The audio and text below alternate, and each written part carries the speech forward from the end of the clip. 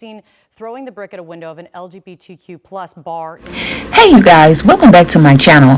Make sure you subscribe. I mean subscribe now. Okay, enough with the chit chat. Let's get straight into it. Here we have a lady by the name of Lori Ann Carlton, shot and killed right in front of the business she owned. It was said that the lady had a rainbow flag hanging in front of her business when a man arrived at 5 p.m. to criticize her pride flag before he shot her. Let's listen to the rest of the story. 66-year-old Laura Ann Carleton shot and killed Friday outside the clothing store she owns near Lake Arrowhead. Law enforcement says the suspect made several disparaging remarks about a rainbow flag that stood outside the store. A store owner in Cedar Glen, California was shot and killed by a man who allegedly made several disparaging remarks about a rainbow flag that stood outside of the store. Now, the victim, Laura Carleton, was an advocate for the LGBT community, and that same flag had been taken down several times before she was violently killed. Now, the man, apparently, according to the sheriff's report, arrived at the store, mag.pie, around 5 p.m. and criticized her pride flag before he shot her, according to the San Bernardino County Sheriff's Department. Laura Carleton, 66, was pronounced dead at the scene.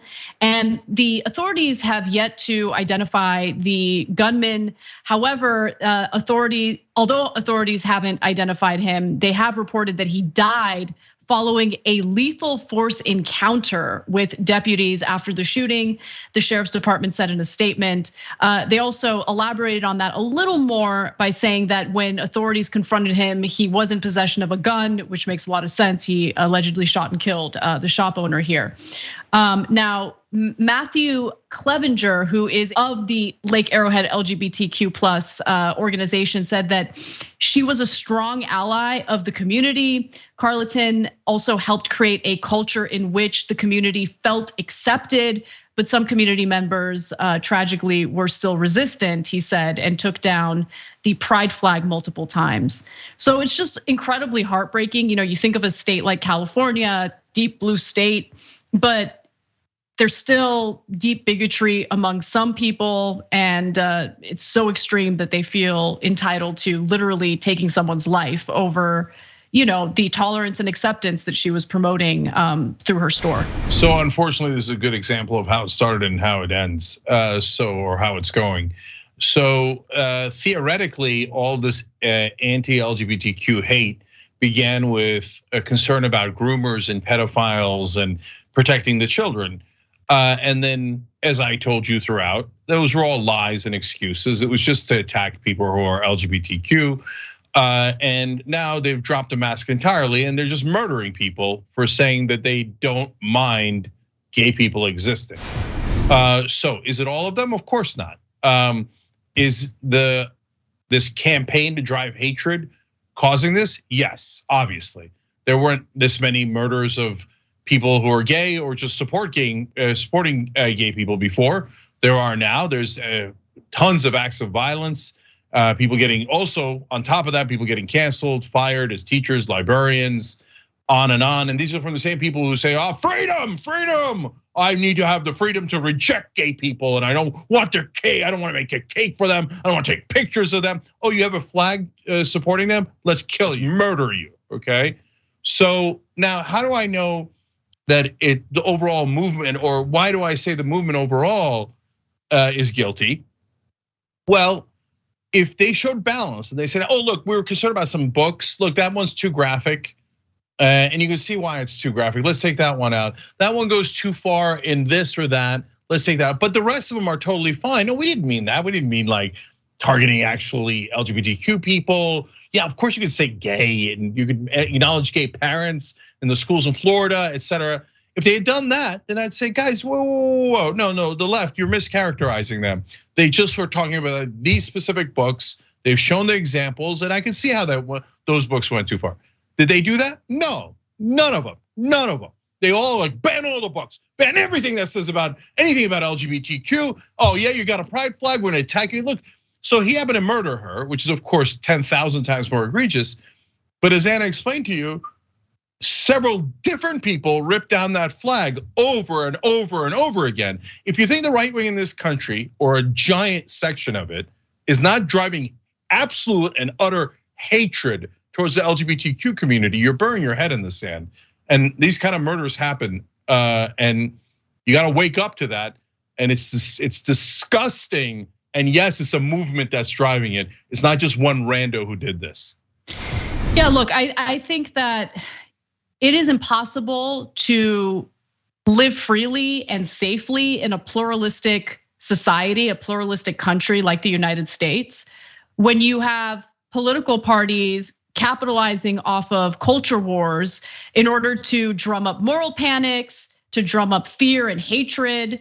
And that is what we have seen, certainly on a state level, not in California, but the discourse, the rhetoric that we've seen in the media, the fear mongering and scaremongering about the groomers. I'm glad you mentioned that, Cenk, because if you think like, oh, some portion of the LGBT community, totally fine, no one wants to target them. No, every member of that community is now being targeted, right? You see it happening in this case when you literally have a straight white shop owner who's just flying the rainbow flag outside of her store, and she was also selling, she always made sure to sell, rainbow colored products in her store as well in order to show support for the local LGBT community.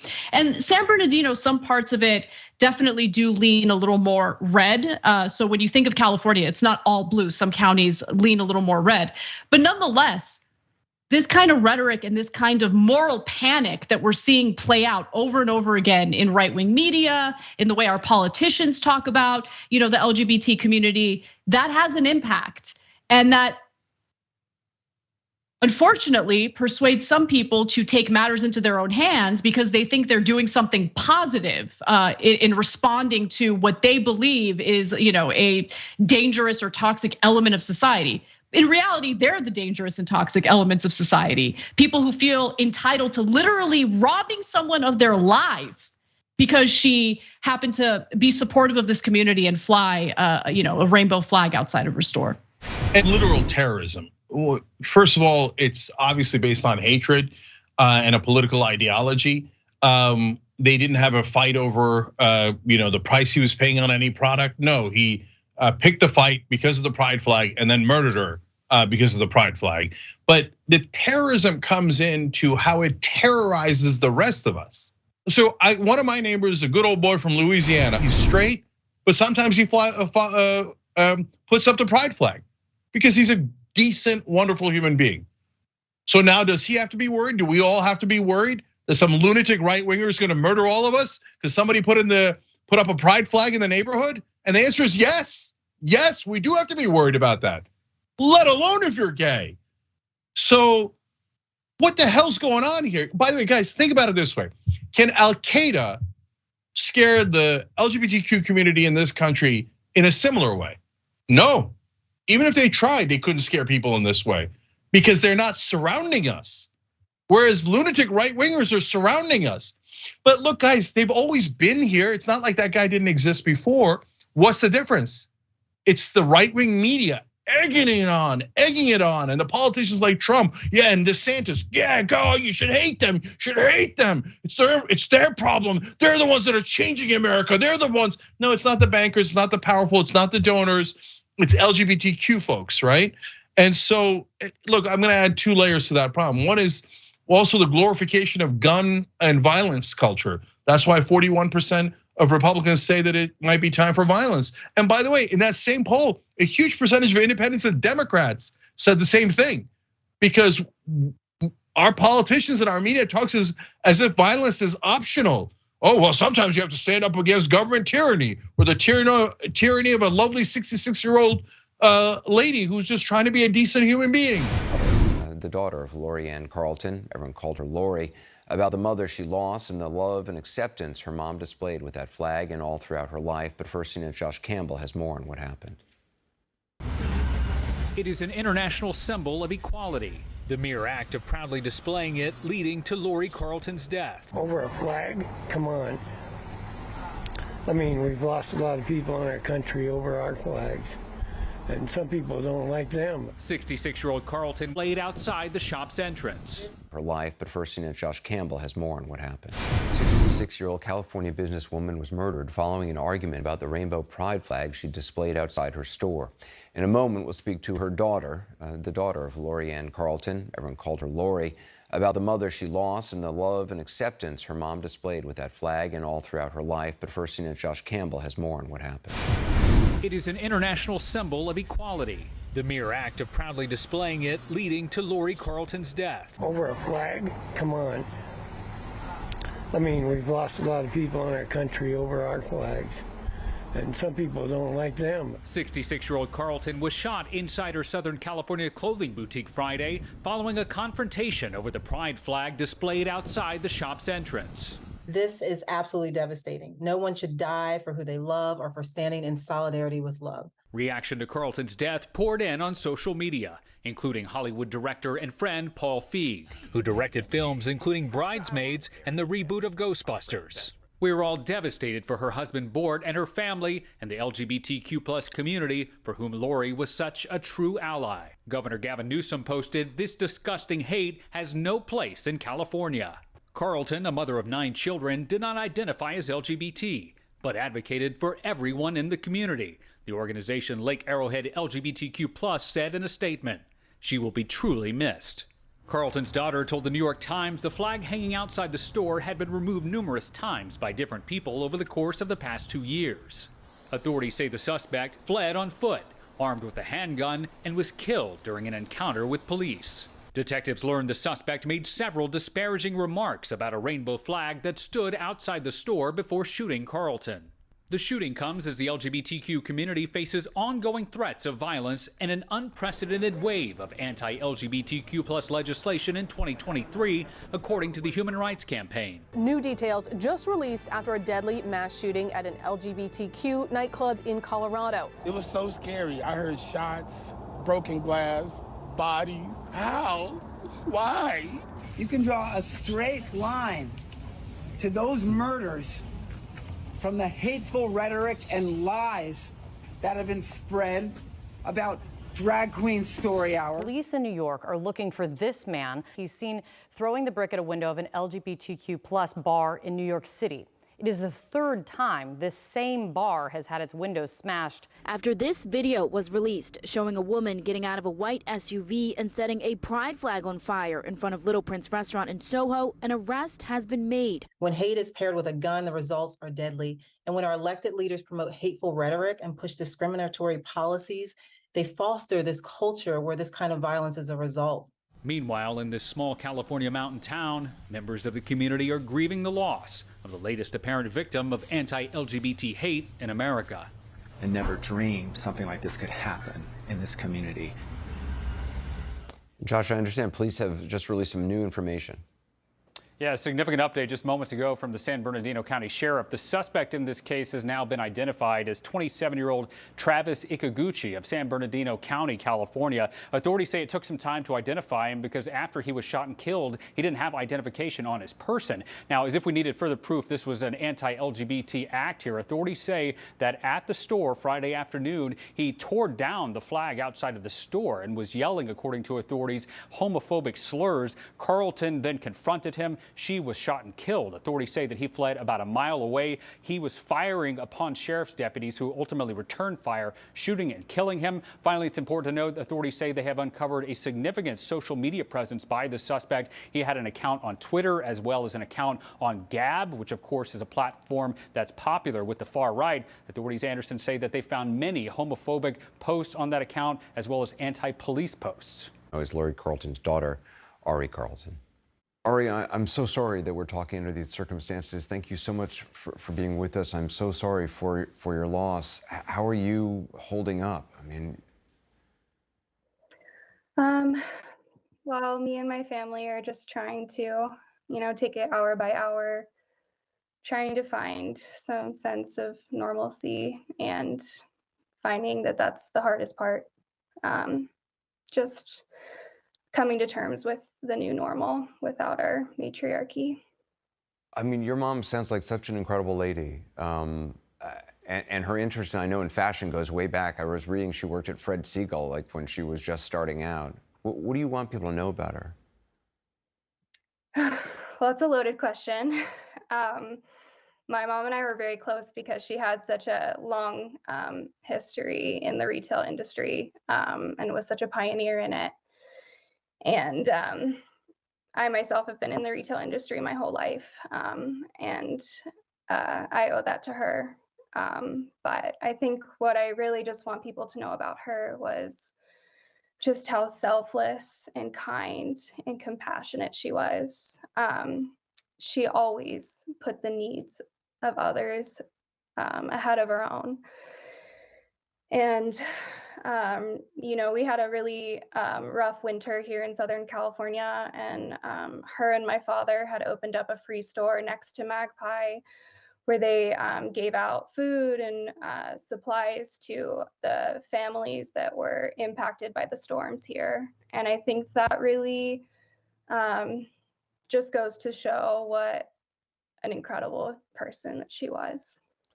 I mean, it's so sickening to imagine that this is how your mom's life ended. I mean, did your mom talk to you about why it was important for her to display the pride flag and also the reactions she'd gotten, positive or negative, over the years?